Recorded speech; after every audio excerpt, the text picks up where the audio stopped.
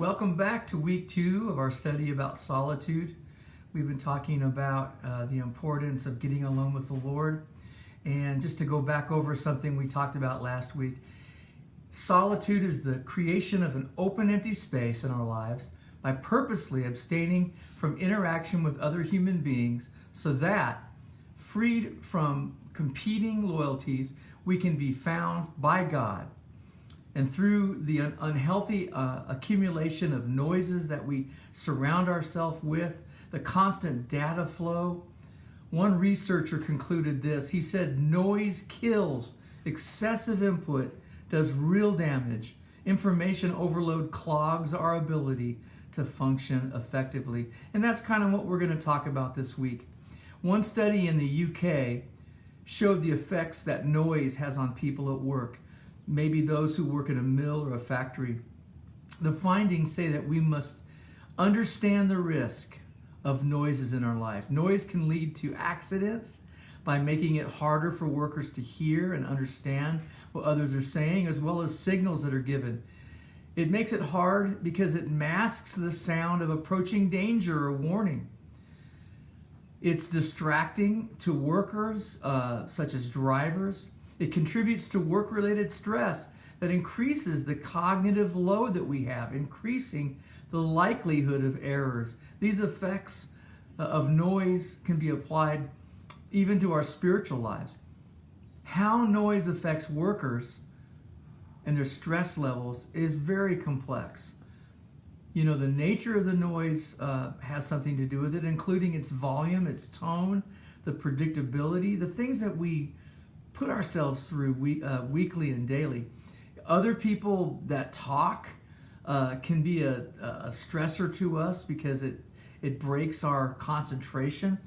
And workers' occupation, like as being a musician, as I am, we suffer work-related stress as a result of hearing loss, and in my case, tinnitus.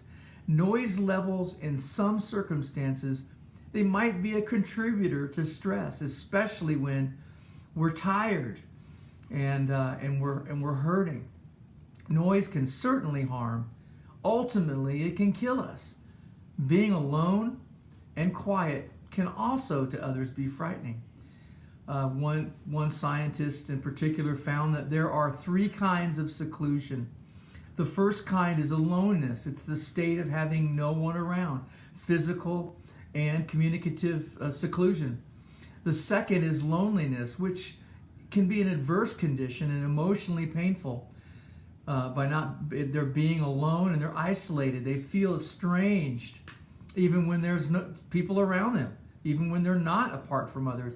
But solitude, a positive solitude, is a state of voluntary aloneness during which time personal development and creative activity may occur. You know, Freud linked solitude with anxiety. He stated that with children, the first phobias connected to life experiences originate from darkness and solitude.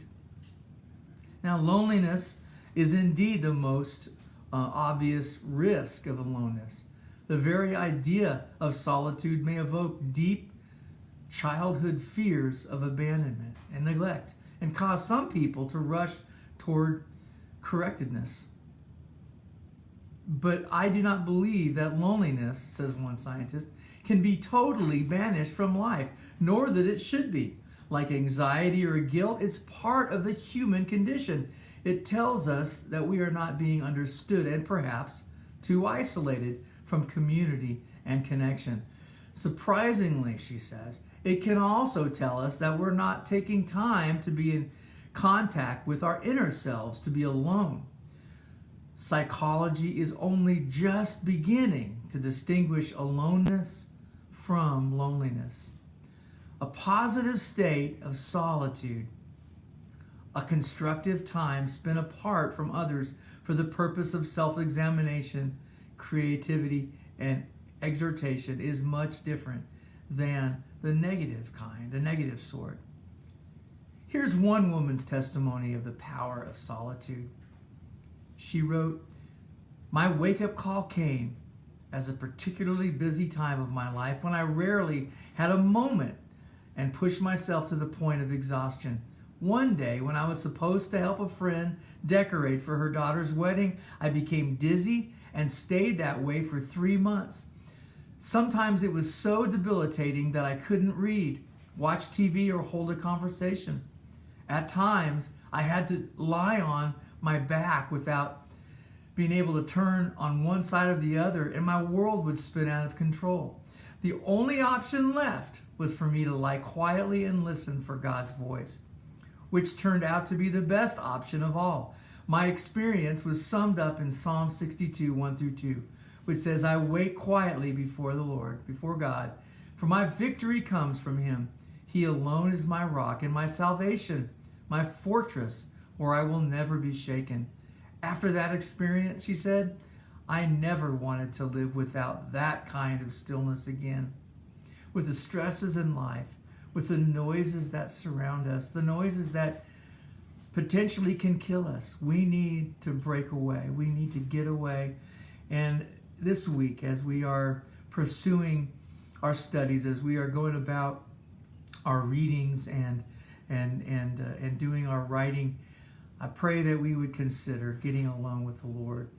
You know, may we find rest this week in God and take moments every day of this week to get quiet before him.